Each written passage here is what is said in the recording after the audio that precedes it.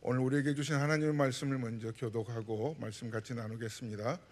누가복음 1장 26절에서부터 38절 말씀입니다.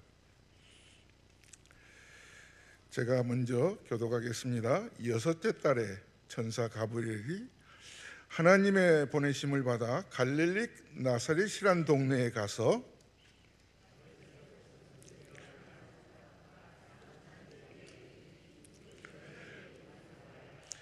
그에게 들어가 이르되 은혜를 받은 자여 평안할지어다 주께서 너와 함께 하시도다 하니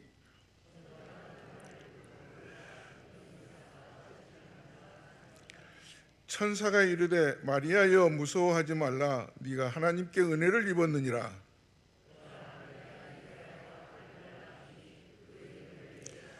그가 큰 자가 되고 지극히 높으신 이의 아들이라 일컬어질 것이요 주 하나님께서 그 조상 다윗의 왕위를 그에게 주시리니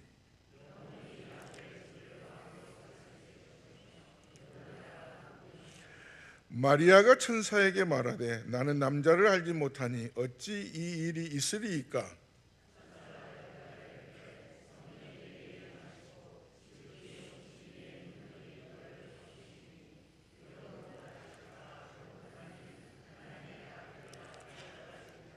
보라 네 친족 엘리사벳도 늙어서 아들을 배었느니라. 본래 임신하지 못한다고 알려진 이가 이미 6달이 되었나니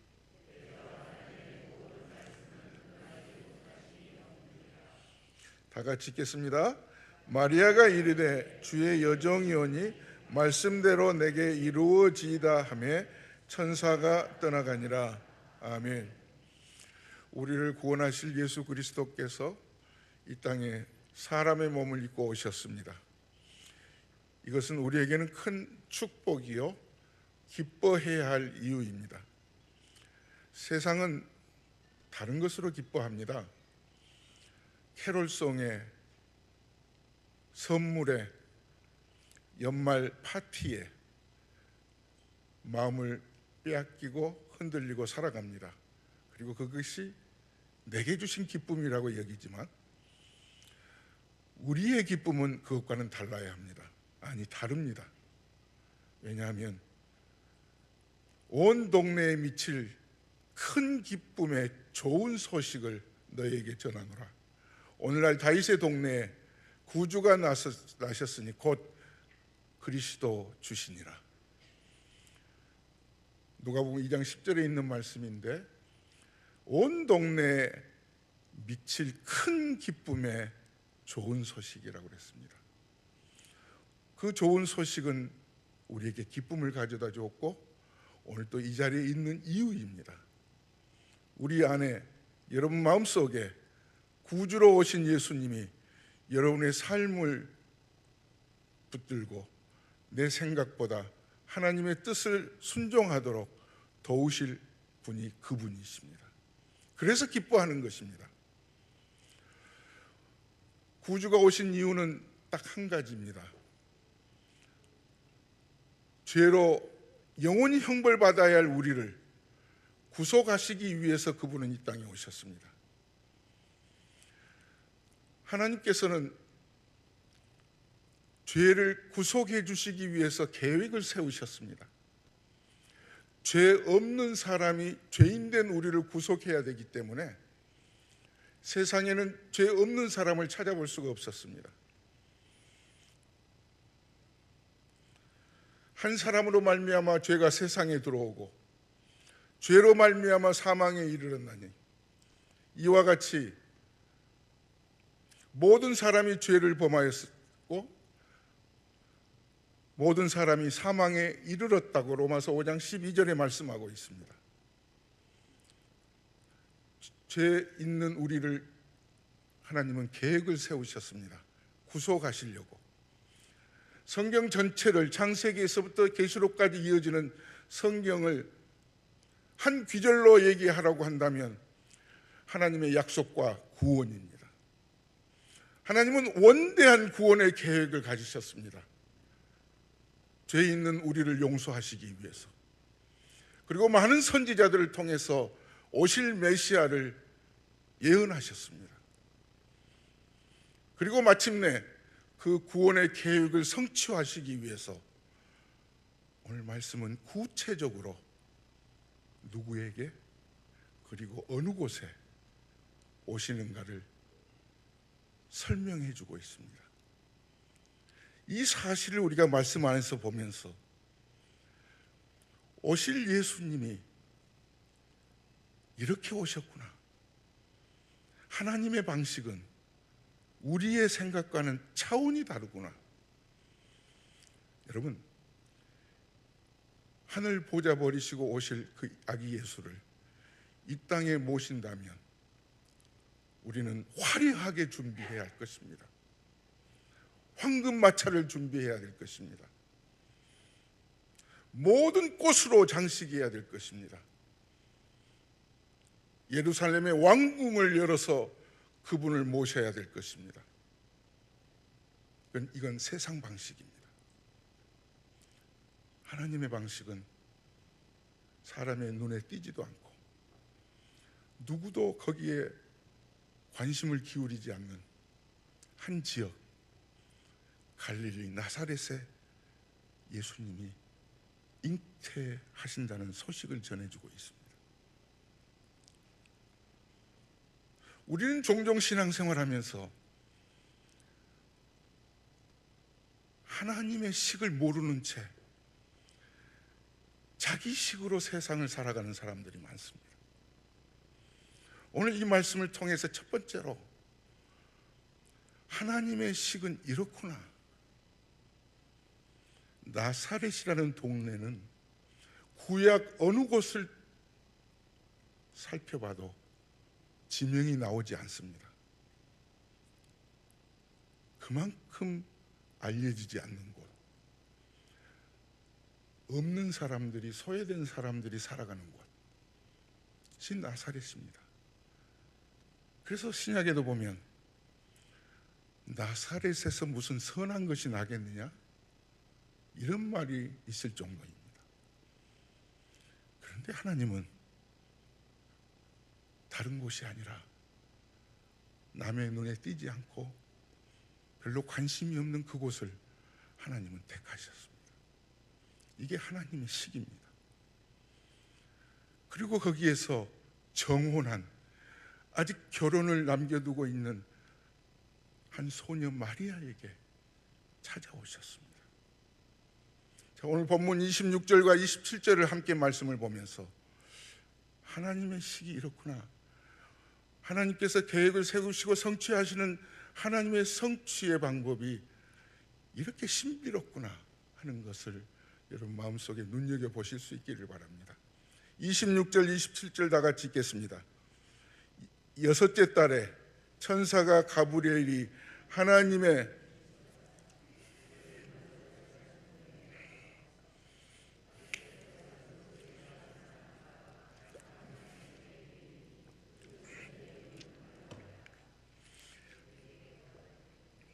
예, 27절까지입니다.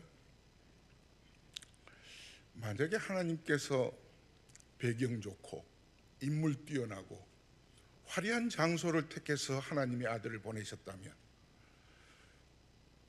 우리는 신앙생활에 있어서 많은 결격 사유를 가지고 있을 수밖에 없습니다. 그런데 하나님은, 하나님의 식은 미련한 자를 들어서 지혜로운 자를 부끄럽게 하시고 약한 자를 들어서 강한 자를 부끄럽게 하시는 분이십니다.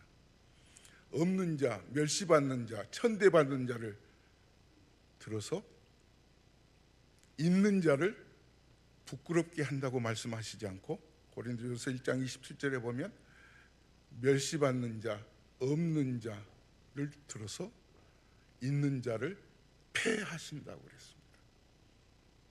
이게 하나님의 식입니다.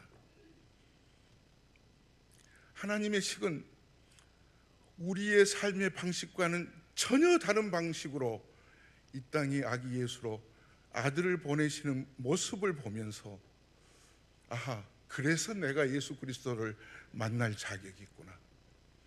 자격 없는 게 자격이 되는 거예요. 창세전에 그리스도 안에서 우리를 택하사 그 사랑 안에서 거룩하고 흠이 없게 하시려고 우리를 택하신 것입니다. 우리가 택함 받을 자격 없는 존재예요. 하나님을 하나님이라고 부를 수 있는 위치에 있지 못해요. 그런데 하나님은 조건 없이 우리를 택하셨습니다.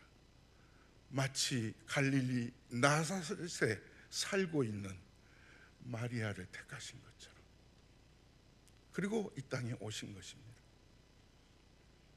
사랑하는 여러분, 우리 신앙생활을 꾸준히 해오면서도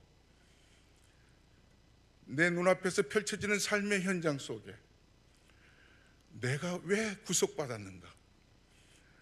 내가 하나님의 자녀가 됐다는 것은 무슨 이유인가?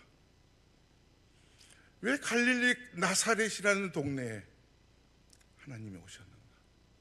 예언의 성취는 이 나사렛이라는 이름의 뜻은 싹이라는, 가지라는 뜻이 있습니다. 마치 이사야서 11장에 있는 말씀처럼 이새의 줄기에서 싹이 나며 그 뿌리에서 한 가지가 나서 결실할 것이요, 다윗의 왕조를 통해서 예수님이 이 땅에 오신 그 예수 그리스도의 싹을 나사렛이라는 의미에서 찾아볼 수 있듯이 주님은 오셨습니다. 우리 죄를 용서해 주시기 위해서는 사람으로 오셔서 사람의 죄를 용서해 주시지만 그분은 죄 없는 분이어야 되고 그분은 하나님이셔야 되겠습니다. 그래서 하나님은 그 조건을 갖추시기 위해서 마리아에게 오셨습니다. 마치 예수님이 이 땅에 오실 때 낮아지도록 오신 거예요. 저희들이 예수 그리스도를 만난 사건들을 여러분 한번 기억을 되살려 보세요. 나에게 오신 예수님은 어느 식으로 오셨는가? 그는 근본 하나님의 본체시나 하나님과 동등됨을 취할 것으로 여기지 아니하시고 오히려 자기를 비어 종의 형체를 가져 사람으로 모양으로 오셨고 사람의 모양으로 나타나시사 자기를 비어 자기를 낮추시고 죽기까지 복종하셨으니 십자가에 죽으심이라. 낮은 곳에 오셨어요. 소외된 곳에 오셨어요. 우리는 오늘 말씀을 통해서 성탄주의를 지내면서 그분이 오시는 방식, 하나님의 구원 계획을 성취하시는 방식이 이렇구나.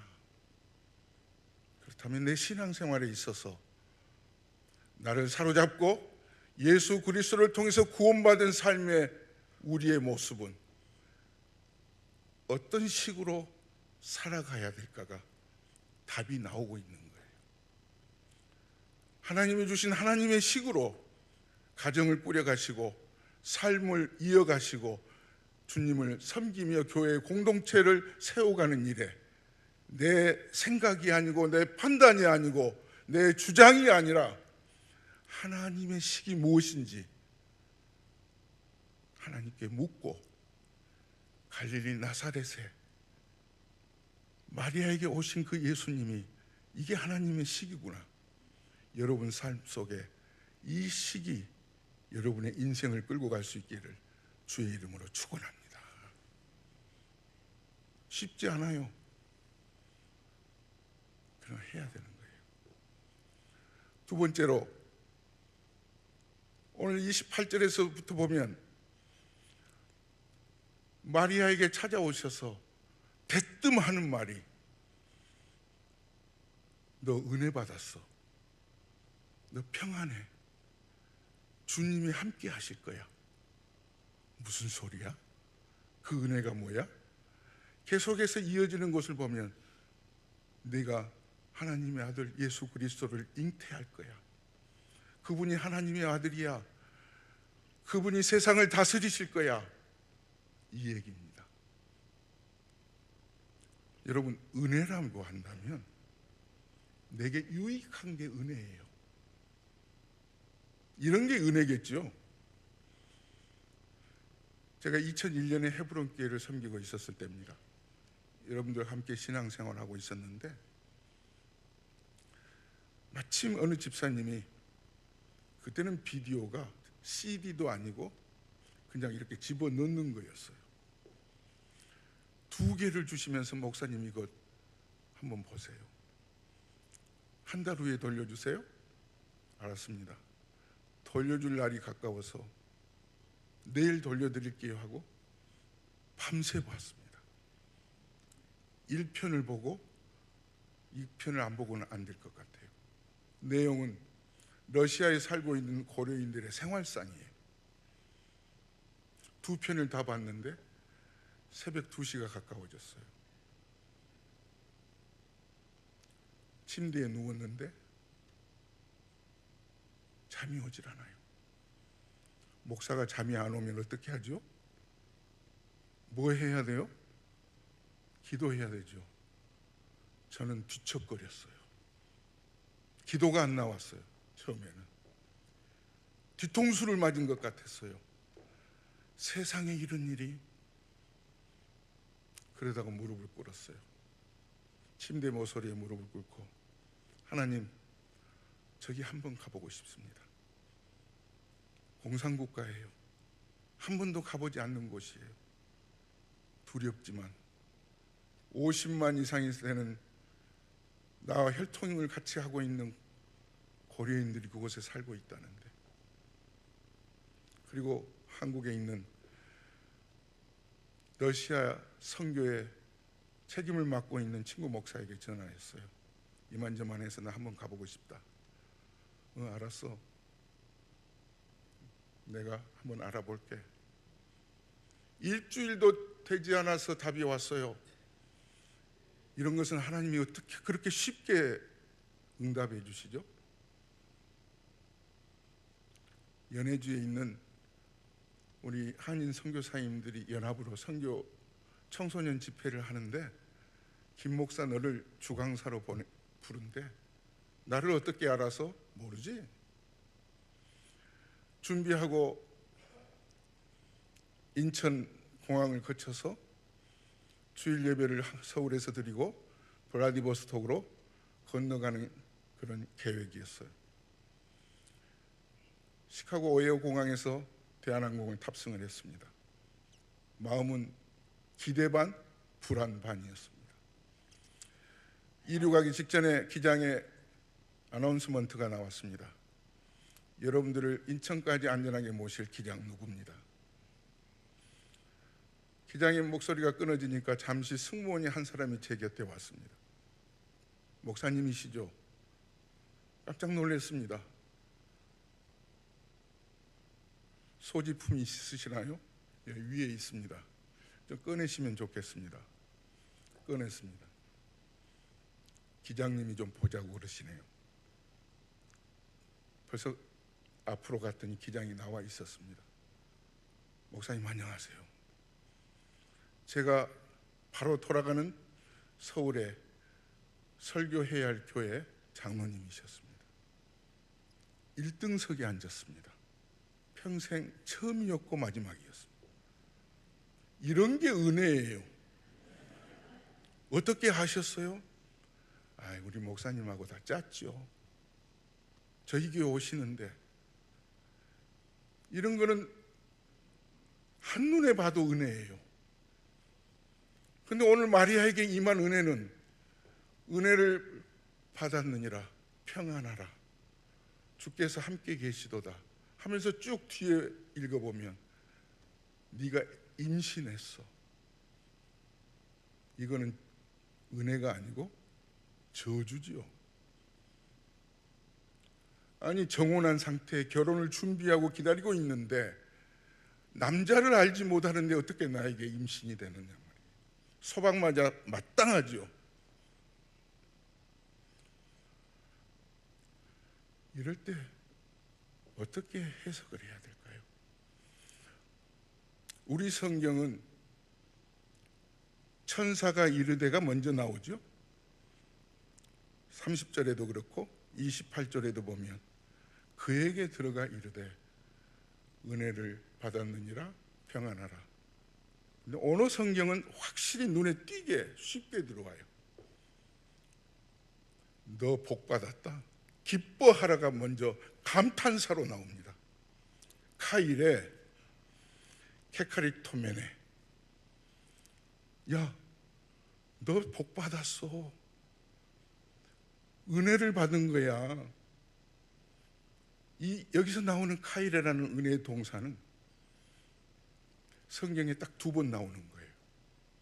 오늘 여기에서 나오고 에베소서 1장 6절에 나와요. 거저 주신 바 하나님께서 너에게 은혜를 주신다는 거예요. 에베소서 1장 6절 스크린을 보시고 한번 같이 읽어보시겠습니다. 시작.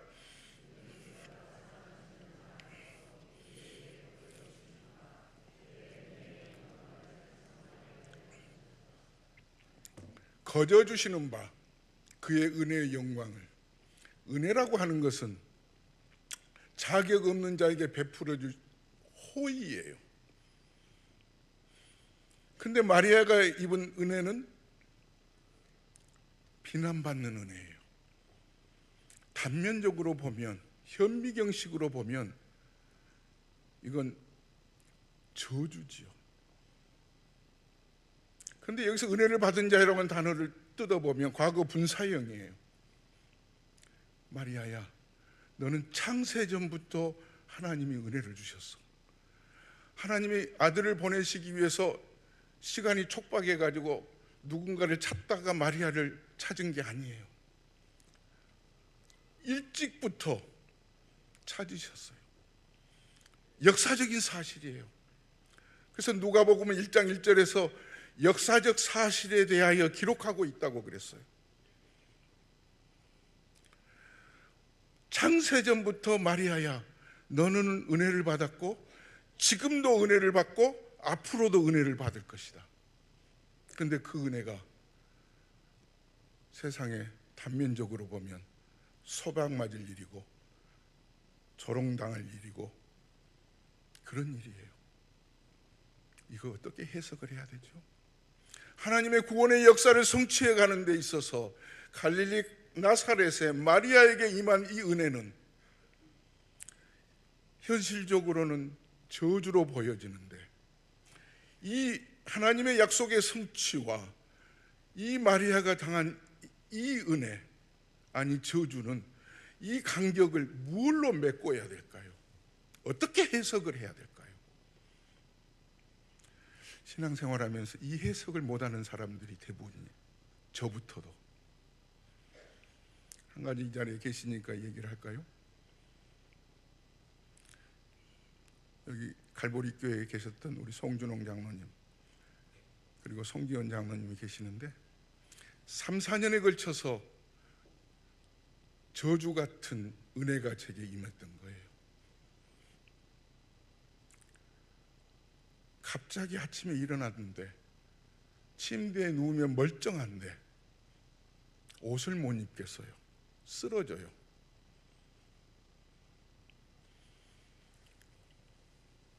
그래서 어떻게 할까 하다가 송준홍 장로님에게 전화를 했어요. 기꺼이 오셔서 저를 태우고 에머전시에 갔어요. 혈소판에 수치가 났답니다. 이유를 모르겠대요. 2, 3일 기다리다가 결국은 수혈을 했어요. 두 봉지를 수혈을 했어요. 몇 년 후 갑자기 가슴이 뻑뻑해요. 송기원 장로님에게 전화를 했어요. 진료 중이었는지 받지를 않고 녹음을 해놨어요. 저녁쯤이나 연락이 오겠지 했는데 바로 전화가 왔어요. 목사님 어디 계세요? 지금 밖에 있습니다. 집까지 몇 분 걸리세요? 운전해 줄 사람이 있어요? 제 아내가 있습니다. 저한테 오지 마시고 에머전시 가세요. 의사는 쉽게 느낌이 있는가 봐요. 가슴이 뻑뻑하다니까. 심장마비예요. 철판 위에 수술대에 올랐는데 시로락이 하나도 걸치지 않고 수술을 하는데 의사 3사람이 왔어요. 담당 의사는 저는 팔뚝을 통해서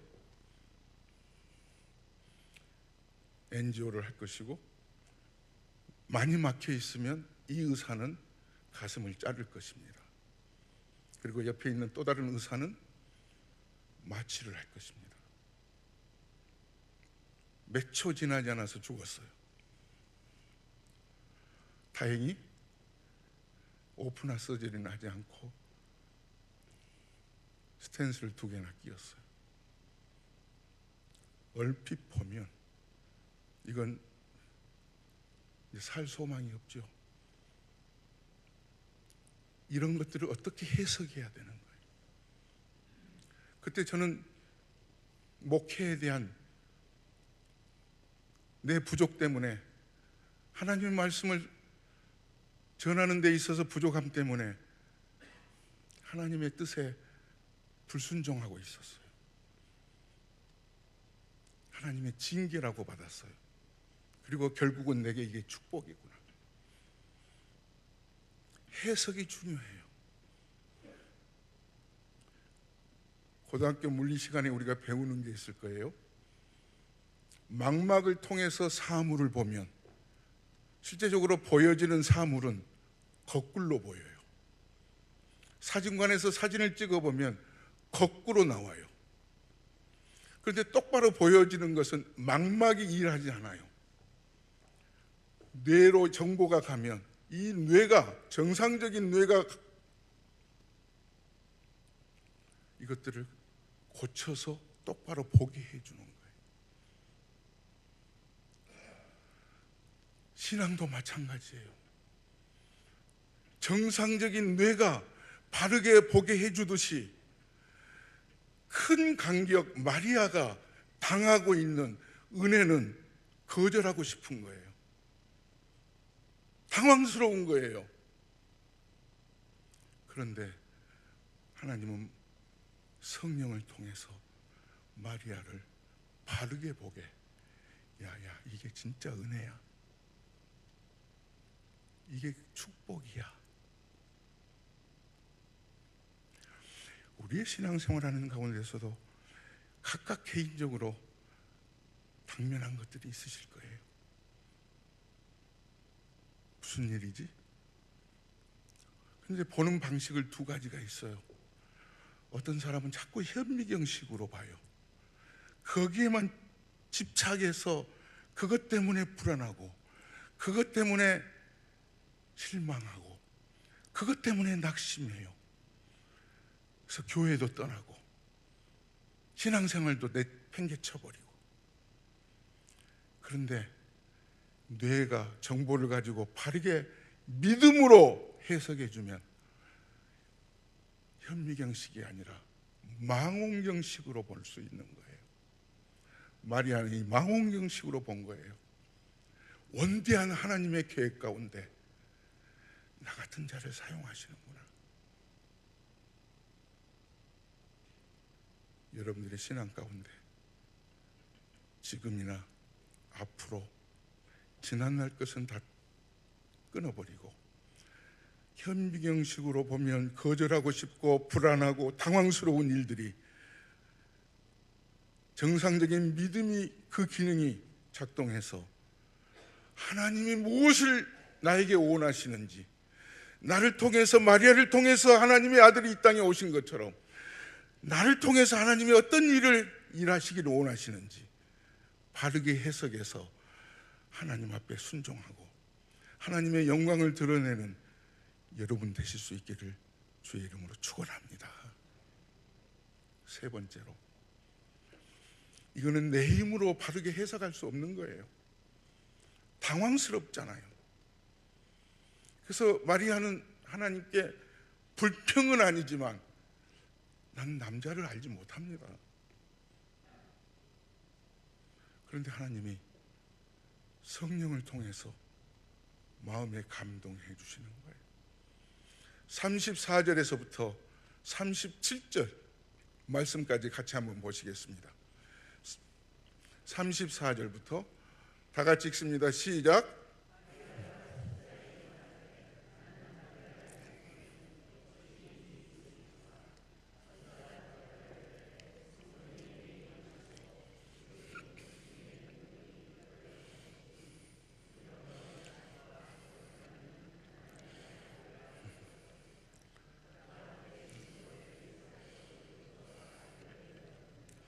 본래 임신하지 못한다고 알려진 이가 이미 6달이 되었나니 대저 하나님의 모든 말씀은 능하지 못하심이 없느니라 하니라. 네.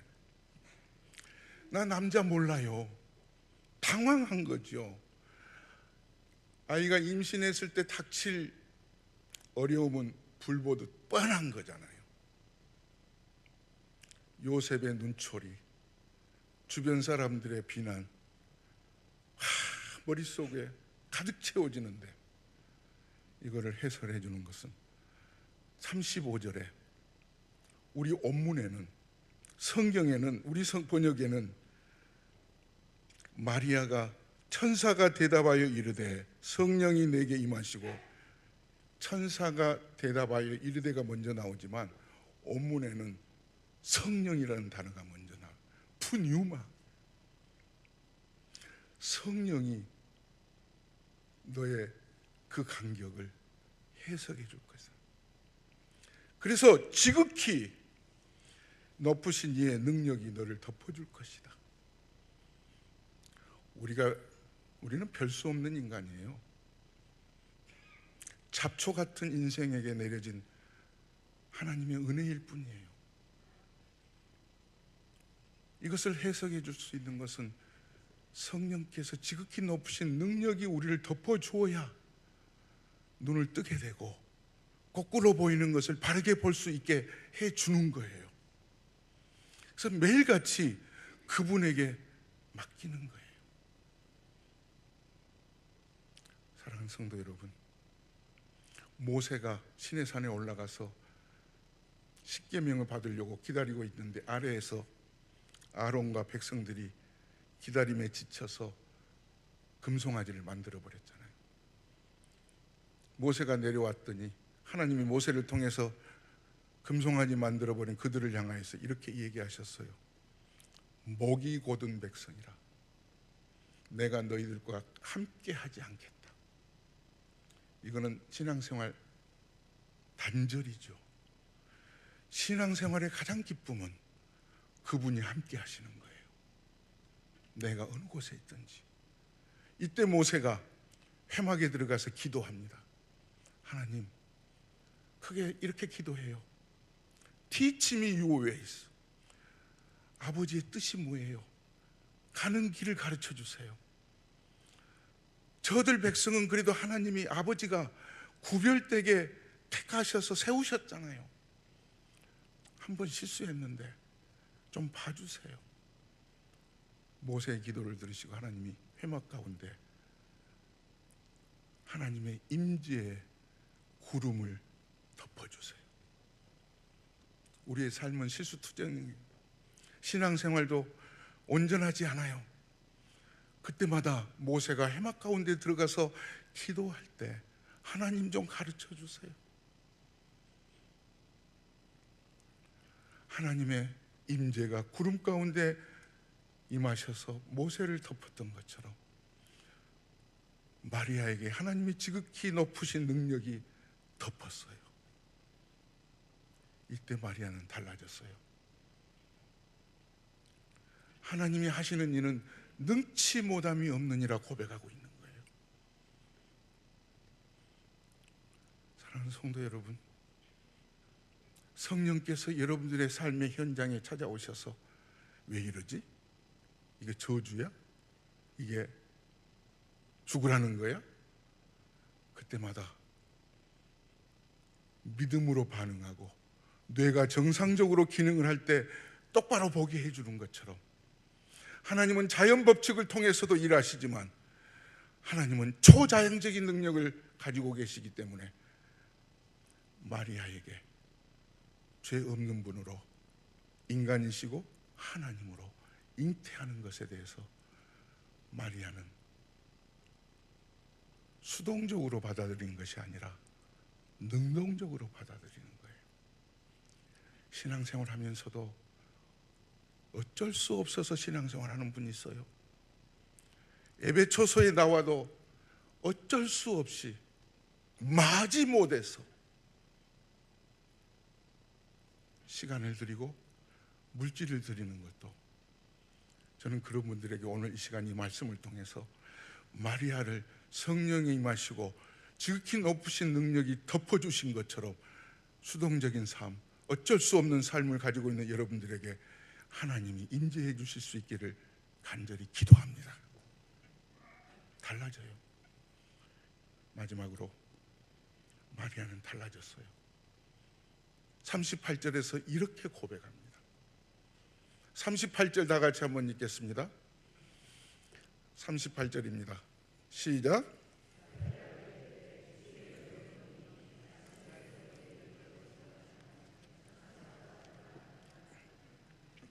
마리아가 왜 이런 일이 이렇게 일어나야 돼요?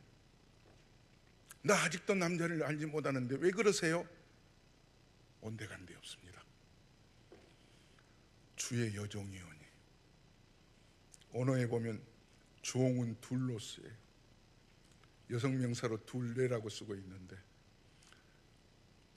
주라고 하는 말은 황제를 가리키는 퀴리오스를 쓰고 있습니다. 당신만이 나의 삶의 왕입니다. 나는 당신의 노예예요. 노예는 이리 가라면 이리 가고 저리 가라면 저리 가는 사람이에요. 받아들인 거예요. 수동적인 것이 아니라 능동적인 거예요. 그리고 말씀대로 내게 이루어지이다. 천한 것, 멸시받은 것, 약한 것, 미련한 것을 하나님이 사용하셔서 지혜로운 자, 강한 자, 있는 자를 부끄럽게 하시는 것처럼 하나님은 마리아에게 능동적으로 반응하고 맡기는 은혜를 주셨어요. 마리아는 46절에서부터 그 유명한 마리아 노래가 나오고 있어요. 바하는 트럼펫을 통해서 이 노래를 작곡을 했어요. 거기에 보면 48절에 자기 자신을 이렇게 노래해요. 그의 여종의 비천함을 돌보셨습니다. 보라, 이제후로는 만세의 날을 복이 있다 일컬으리이다. 여종, 비천함이에요.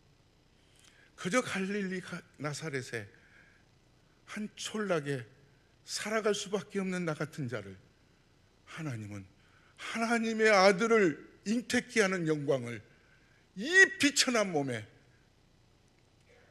잉태케 하시고 나를 사용하셨다는 것에 마리아는 감격했어요. 하나님께 맡겼어요. 사랑하는 여러분, 누가 뭐라고 그래도 우리도 비천한 존재예요. 그런데 하나님이 나에게 찾아오셨어요. 오늘 성탄주일에 나를 찾아오셔서 택하시고 내게 은혜를 주시는데, 그 은혜가 현미경식으로는 은혜가 아닌 것 같이 보여져도 망원경식으로 볼 때 믿음으로 해석을 할 때, 아, 이게 축복이구나. 내 삶을 주께 맡겨야 되겠구나. 제가 좋아하는 찬송 중에 이런 가사가 있습니다. 내가 믿고 또 의지함은 내 모든 형편 아시는 주님, 늘 보호해 주실 것을 나는 확실히 아네. 후렴 다시 한번 해보실래요? 다 같이 내가 믿고 시작. 내가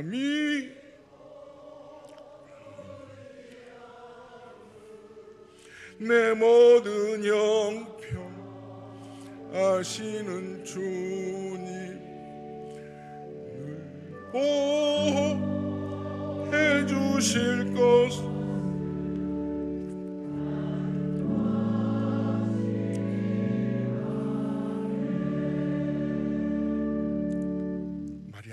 맡겼어요. 저주받아도 맡겼어요. 비난받는 일에도 아랑곳하지 않고 말씀대로 내게 이루어지이다. 여기서 비천함 속에 하나님이 보시다, 하나님이 주목하시다라는 뜻이 있어요. 누가 뭐래도 우리의 삶 가운데 어떤 환경에 처하든지 전지전능하시고 천지를 만드신 그분이 우리를 내려다보시고 주목하신다면 이건 하나님의 영광을 드러내는 일이에요. 한국에 살 때 동네 목욕탕을, 요즘은 뭐 사우나라고 그러죠, 목욕탕에 가면 탈의실 앞에 이렇게 글자가 써 있어요. 귀중품은 주인에게 맡기십시오. 맡기지 않는 물건은 책임지지 않습니다. 사랑하는 여러분, 오늘 성탄주일에 내 인생에 찾아오시는 그 아기 예수를 통해서 저주같이 보이고 거절하고 싶은 것인데 믿음으로 해석해서 주께 맡기며 살아가는 여러분 되실 수 있기를 주의 이름으로 축원합니다. 조용히 머리 숙이고 기도하겠습니다. 여러분, 하나님의 식을 아시나요? 우리는 자꾸 신앙생활하면서도 내 식으로 신앙생활을 해요. 하나님은 하나님의 식을 보여주고 계시잖아요. 저주같이 보여지는데 믿음으로 해석을 하면 이게 은혜예요. 그래서 맡길 수 있는 거예요. 우리 이 시간 한 1분 동안 간절히 기도하면서 그동안 살아왔던 것이 잘못 살았다면 회개하세요. 하나님의 뜻 가운데 수동적이 아니라 능동적으로 반응하며 순종할 수 있는 믿음을 달라고 기도하세요. 다 같이 기도하겠습니다. 거룩하신 하나님 아버지, 저희들을 주께서 사랑하시고 은혜 주신 것을 감사합니다. 주여, 하나님의 식을 알게 해 주옵소서. 갈릴리 나사렛에 오신 예수님을 높입니다. 자기를 낮추시고 죽기까지 복종하신 예수님을 사랑합니다.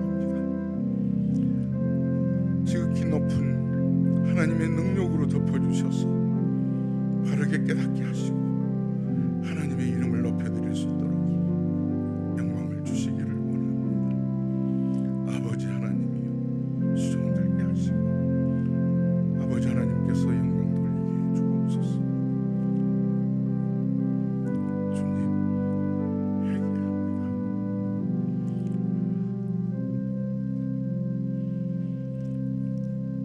우리에게 죄 용서해 주시기 위해서 아기 예수로 오신 주님을 높입니다. 갈릴리 나사렛 한 소녀 마리아에게 임한 은혜가 세상 방식이 아니라 하나님의 약속을 성취하시기 위해서 하나님의 식으로 오신 것을 배웠습니다. 하나님, 아기 예수님 주인으로 모시고 살아갈 때 내 앞에 당면한 일들이 하나님의 식으로 믿음으로 해석하며 저주 같은데 화낼 일인데 감사하고